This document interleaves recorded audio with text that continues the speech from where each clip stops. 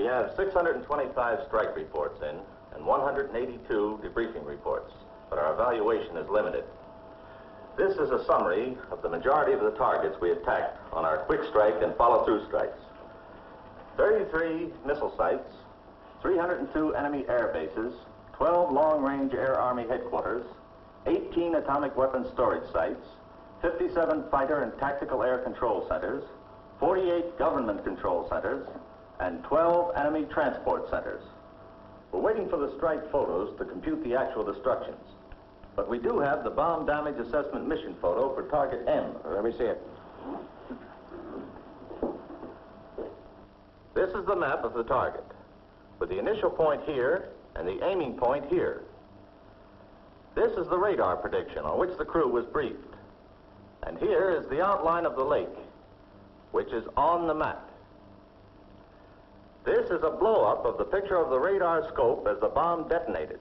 I know all that. Where did the bomb hit? Within 300 feet of the aiming point. The target was destroyed, according to our first estimate. Never mind the rest. Send me the analysis when you get it. Did we get the Shverskev and Kutska airfield complexes?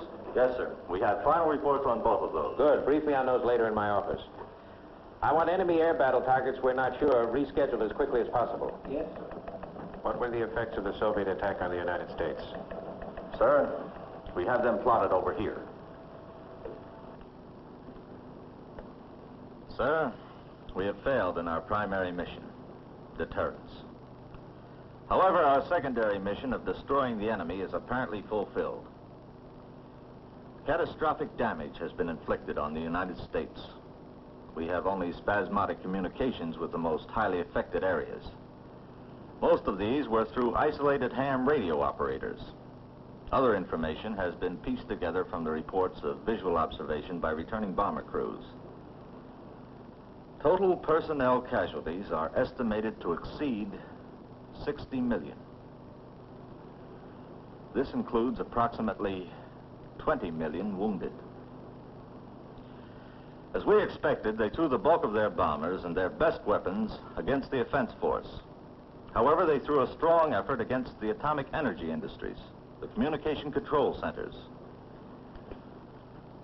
The New York, Pittsburgh, Detroit, Chicago, and Los Angeles industrial areas were completely destroyed. Boston, Buffalo, Richmond, Knoxville, St. Louis, Omaha, Denver, Salt Lake, Seattle, and San Francisco suffered severe damage and high casualties. Their effort reaches as far south as Fort Worth, Dallas, and Miami. It will be some time before we have a complete report. Our contacts with civil defense are only spasmodic. You will receive a complete report as soon as the facts are available.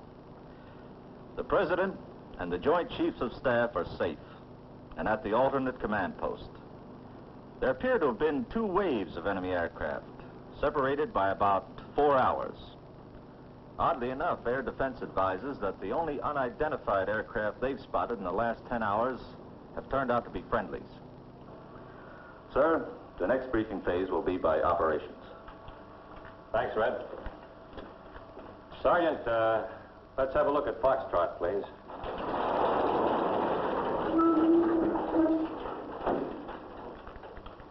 Sir, we're operating under Plan Foxtrot. The next attack is scheduled for takeoff in 7 hours. It consists of 123 strike aircraft, 52 are support missions for Europe and the Far East. What are the remaining 71?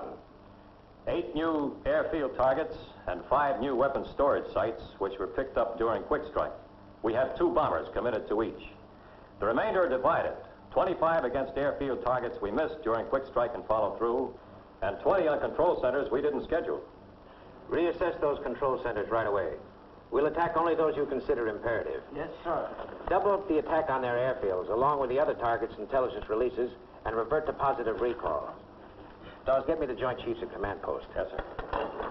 What are you planning after Foxtrot? Operation Clean Sweep. That calls for about 200 bombers, 24 hours after Foxtrot. Sir, and the Joint Chiefs of Staff are on the line.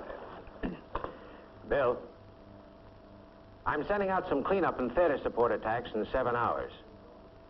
I've got a feeling that after the next strike, we may have control of the air. The next 24 hours should tell. In any event, I'm not going after his industry as such for 31 hours. All future attacks will have positive recall procedures. Does CIA have anything? Yes, we have sufficient weapons for at least 3 days' operations. Please keep me advised.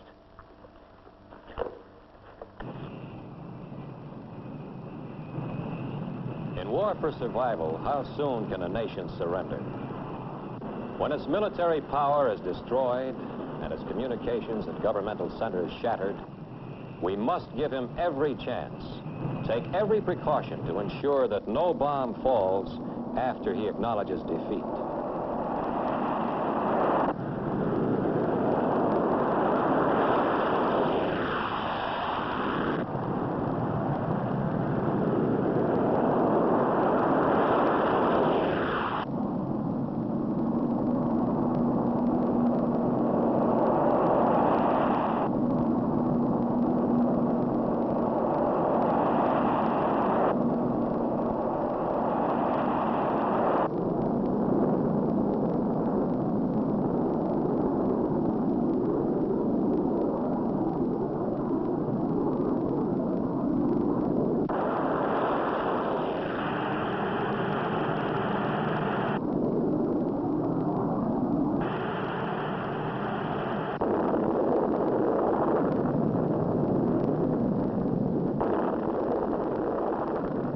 So the nation's strike force, its first attack completed, follows up its offensive.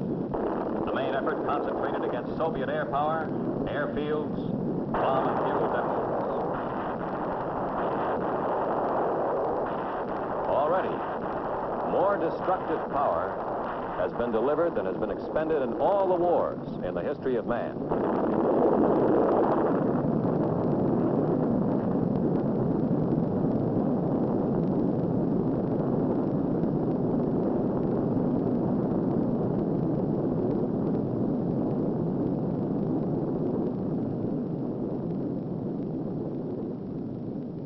The time is now D-Day plus 4. 4 days after the first attack. Sir, we now have definite indications of our success in the air offensive. During the past 36 hours, no nuclear weapons have detonated outside of the USSR. Our attacks have reduced the Soviet Air Force to a handful of aircraft operating from substandard bases. These bases are being located and attacked by our reconnaissance bomber force. Here is our bomb damage since the first strike effort. Assessment: 100 enemy air bases attacked, 94 completely destroyed, and 6 heavily damaged. Only 4 bombers have been lost. These are believed to have been operational rather than combat losses. Central Intelligence Agency reports that 18 unofficial requests for ceasefire have been received by radio. Supreme Allied Commander York reports almost complete disintegration of resistance by surface forces. They must quit. They have no other choice.